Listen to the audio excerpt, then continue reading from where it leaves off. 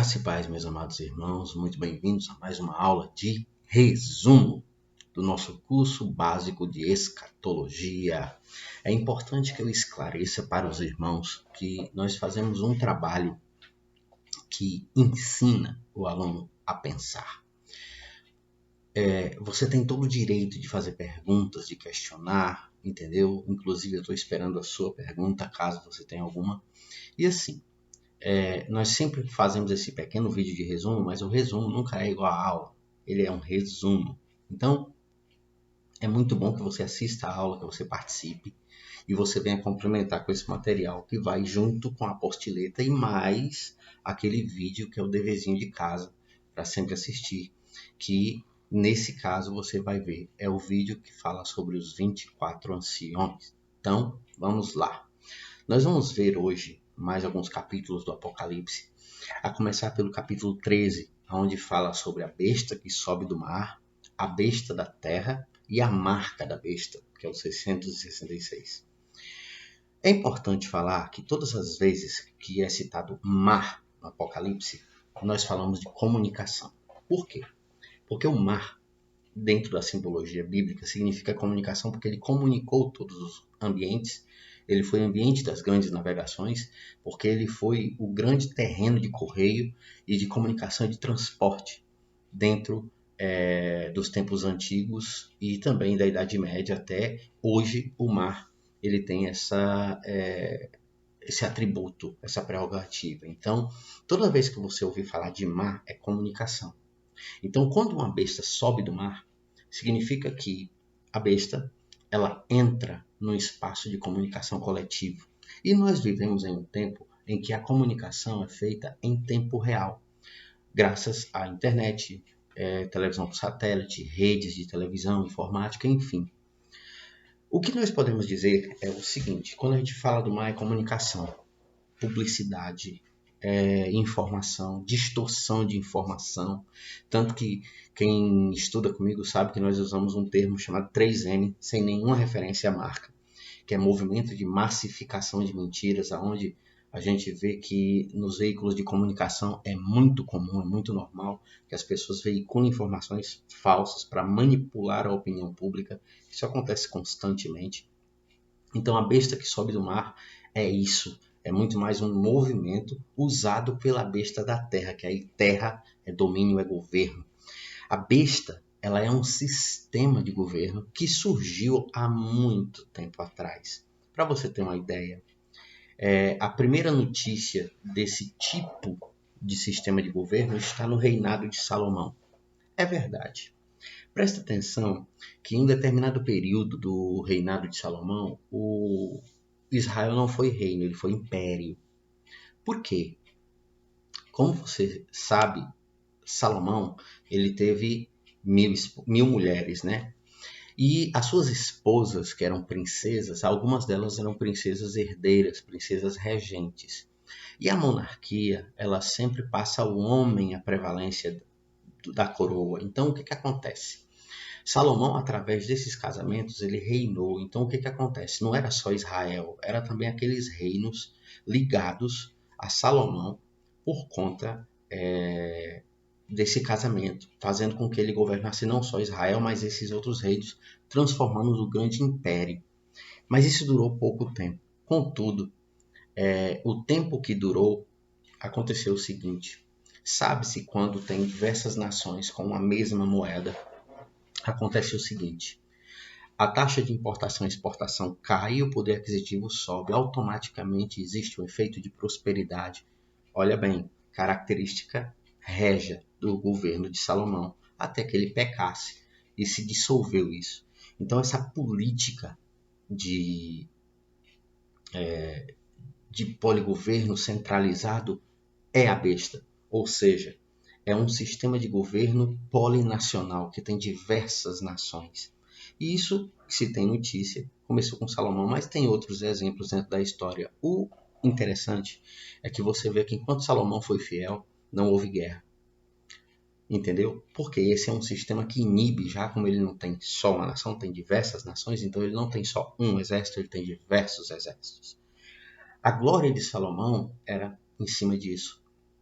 O interessante é que vemos que a besta do mar é uma prerrogativa, é um arauto, é uma propaganda. E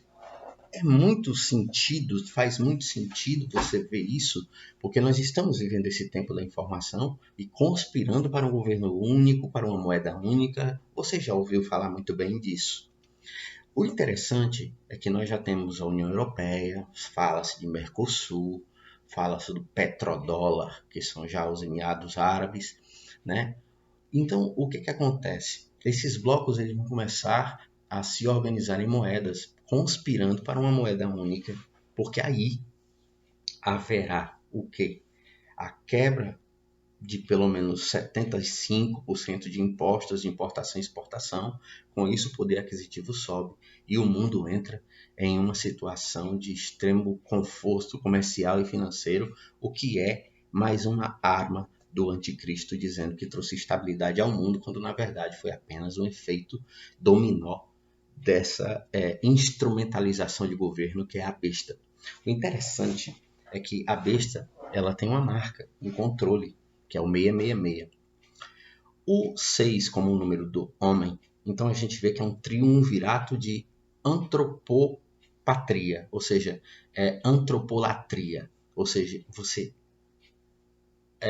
dedicando idolatria ao homem, por conta do meia, homem, meia, homem, meia, homem, ou seja, 666. Muita gente tem falado nesses últimos anos sobre a marca da besta ser um chip.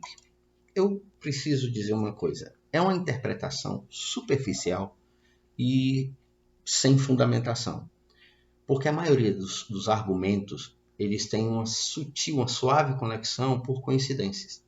Mas eu vou fazer uma pergunta para você. Existem exceções na palavra de Deus? A palavra de Deus se cumpre para aquele e não para aquele. Existe isso? Não. É para todos. A palavra de Deus ela tem uma abrangência, uma jurisdição universal para todos. Então o que acontece? Existe uma categoria de seres humanos chamado anafilaxíacos tumorais. Pessoas que são extremamente alérgicas a tudo. Eu vou mandar para você uma apostila detalhada sobre isso. Essas pessoas não podem receber, né, nada no seu corpo, porque algumas delas têm a sua condição de enfermidade tão agravada que são alérgicos até ao próprio suor. Então o que acontece? Você põe um chip numa pessoa dessa, você mata ela. Mas o que é a vida de uma pessoa? Certo. No planeta existem 150 mil pessoas assim. Dessas, cada um tem uma família. Envolve-se mais ou menos uns 4 milhões de pessoas. É bastante grave. Então nós temos esse segmento da sociedade humana que vai ser impactado de uma maneira direta com essa questão do chip. Sem contar que o chip é na mão direita e na cabeça. Se a pessoa não tem a mão direita, porque sofreu um acidente, ou é defeito de nascença, ou então se ela tem essa alergia e não pode colocar o chip, você vê que não tem sentido. Deixa eu fazer uma pergunta para você. Tem um tempo de muita irreverência. Se alguém dissesse assim, olha, bota no meu calcanhar o chip, ou então bota, bom, a Bíblia fala mão direita e cabeça, já desconfigura. Eu não tenho a mão direita, bota na esquerda, já desconfigura o que diz a profecia. Então presta atenção que é um argumento vazado, sem sentido. Mas você está julgando pela exceção. Julgar pela exceção indica em você dissolver a estabilidade do argumento. Então, a marca da besta, ela tem, no mínimo, a necessidade de maior comprovação para você falar categoricamente que é um chip. Eu não estou dizendo para você que acredita que é o chip que você está errado. Eu só peço que você me ofereça argumentos um pouco mais sólidos. Eu, particularmente, não acredito que seja. Então, Apocalipse 3,18 fala do 666 como uma marca. Contudo, você deve pensar, aliás, a título de lembrança, que o livro do Apocalipse é o livro mais metafórico da humanidade. Então, quando eu falo de mão e cabeça, será que isso também não tem um sentido metafórico, falando de atos e pensamentos? Ou seja, a mão direita é um pensamento da razão, a minha opinião, e a cabeça é o meu pensamento, atos e pensamentos, comportamento. A marca da besta tem muito mais sentido ser um indicativo comportamental, a maneira como a pessoa se porta. Aí vem, em Apocalipse 14, 3 pontos extremamente peculiares, que são 144 mil, os 3 anjos e o 4º anjo. Interessante que os 144 mil, muitas pessoas acreditam que só vão ser salvos 144 mil, o que é muito errado. Porque antes dessa pregação maciça do Evangelho, existiram várias pessoas que não tiveram acesso a ouvir o Evangelho, que não conheceram a Jesus, porque nunca ninguém falou dele. Essas pessoas não podem ser condenadas. Por quê? Porque não ouviram, não tiveram o direito de escolher se queriam ou não. Eu não posso condenar alguém se ela não tem consciência de uma lei, se ela não sabe que é errado. Então, alguém que não conhece está fora do julgamento, fora do juízo. Contudo, esses 144 mil não se contaminarão com mulheres. E interessante que as pessoas acham, então vão ser virgens? Não. Mulher não é contaminação. Mulher não é água podre. Mulher é uma bênção de Deus nas nossas vidas. E devo dizer mais uma coisa para você. Uma pessoa que se contamina, isso diz respeito ao quê? Fornicação? Adultério? Possivelmente. Interessante que um homem casado, ele tem a sua mulher, se aproxima, coabita com ela, mas não se contamina. Porque o casamento abençoa essa relação. Os 144 mil podem ser casados? Podem. Eu não vejo nenhum argumento que contradiga isso. Ah, mas eles são castos. Certo, a castidade não se quebra no casamento, ela se reafirma. Então, interessante que os 3 anjos eles vêm como os emissários daquelas pragas lá que começaram. E interessante que eles conspiram para as taças. E quando eu falo taça, eu falo julgamento. Esses anjos, eles têm um papel de adornar todo esse ambiente que João vem falando. Aí nós entramos em Apocalipse capítulo 15, que é o grande sinal do céu, o mar de vidro e o tabernáculo do céu. O sinal no céu, indicativo de que realmente até mesmo aqueles mais desatentos perceberão que é chegado o tempo. Mar, comunicação, voltando, contudo imagine você de pé em cima de um mar de vidro. Quando você olha para baixo, você vê o quê? A sua imagem refletida, ou seja, comunicação e autoidentificação, autorreconhecimento, você tendo consciência de si, bem, e após isso você vê o céu aberto com um tabernáculo. Ninguém pode ver as coisas espirituais se não tiverem uma convivência com Deus. Então é necessário autoconhecimento para que você veja o espiritual oculto. Aí está a revelação. Apocalipse 16. Os 7 anjos e suas pragas. A cidade divina dividida em 3 e as consequências da divisão da cidade. Interessante que essas pragas, muitos especialistas concordam que elas já estão acontecendo. Conflitos, doenças, terremotos. Muitas pessoas falam que essas 7 pragas elas correspondem à fala de Cristo para os últimos tempos, lá em Mateus 24. A cidade dividida em 3, Jerusalém, Jerusalém, que está dividida entre 3 povos distintos, né? Distintos, mas unidos, diga-se de passagem, que são os cristãos, os judeus e os muçulmanos. Interessante que são os filhos de Ismael, os muçulmanos, e o que deveria ser 2 filhos de Israel, ou seja, cristãos e judeus. Essa divisão ela vai ter consequências terríveis. Eu tive um amigo que ele morou em Jerusalém há algum tempo, ele falou que é simplesmente terrível. Se um muçulmano tem dinheiro, ele vai no comércio hebreu e não compra comida. Ele tendo dinheiro.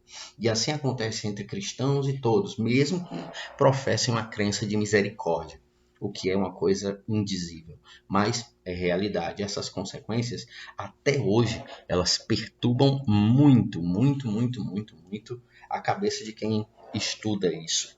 Aí nós entramos em Apocalipse 17. Apocalipse 17, ele vem trazer digamos assim, a identidade da grande prostituta da terra, que você recebeu um material extremamente rico e abrangente sobre ele, inclusive com fotos históricas. Eu fiz questão de caprichar nisso para que você veja. E aquele vídeo de denúncia, você lembra? Do dever de casa, que fala sobre aquele caso. Eu não vou falar aqui porque tem lá. Eu quero me certificar que você vá lá e veja se você não viu ainda. Então, o que acontece? As taças, como eu havia acabado de falar. Taça significa julgamento. Por quê? Porque antigamente em Israel haviam 7 jurados em um julgamento comum. Por que o número ímpar? para não haver empate e assim a sentença poder se processar. E interessante que era uma pedra branca, lembre muito bem disso, para a inocência, e uma pedra preta para a culpa. Então, os jurados passavam a voz do juiz colocando uma pedra dentro da taça, que no final era vista, e essa visão proferia a sentença de culpa ou inocência. A grande prostituta da terra, ela está lá em Apocalipse 17, 1 a 7, e vem com uma característica que é a cidade dos sete montes. E que cidade dos sete montes é essa? Roma. Por que você fala que é a cidade dos sete montes? Todo conceito tem o seu fundamento. No perímetro urbano de Roma existem 7 montes, acredite. É verdade. E o nome deles, vou dizer o nome, é Capitólio, Quirinale, Viminale, Esquilino, Célio, Argentino e Palatino, ou seja, os 7 montes. E nós sabemos que a única cidade dos 7 montes, a única cidade que em seu perímetro urbano existem 7 montes é Roma, e onde está lotada a grande prostituta da terra é Roma. Dizem, inclusive, que a periferia do Vaticano é Roma, para você ter uma ideia. Aí nós vemos no Apocalipse 18 a queda da grande Babilônia, que é o segundo nome da grande prostituta da terra, e a lamentação sobre essa grande cidade. Nós vemos aqui 2 cidades. Nós vemos o Vaticano e Jerusalém, conspirando uma contra a outra. Há quem diga que haverá por parte do hierofante. Hierofante é um termo que se usa em alguns segmentos para papa. Ele vai querer fazer uma sede ou uma subsede dentro de Jerusalém, o que é perfeitamente possível, visto que os cristãos têm 1/3 da cidade. Irmãos, essa foi uma síntese, um resumo muito por cima, para que você consiga ter alguma argumentação. Se você tiver alguma dúvida, por favor, me procure via e-mail ou via telefone, que eu vou te atender com todo o prazer do mundo. Um detalhe, por favor, assistam os vídeos que eu recomendo depois da aula, porque eles vão enriquecer a tua assimilação, tá bom? O curso não é só na hora da aula, o curso é durante todo o mês, através de vídeos, através de conteúdo, de livros, de tudo, de artigos. Você não pode perder. Entendeu, pessoal? Que Deus abençoe a vida de vocês e, por favor, façam suas perguntas. Deus abençoe.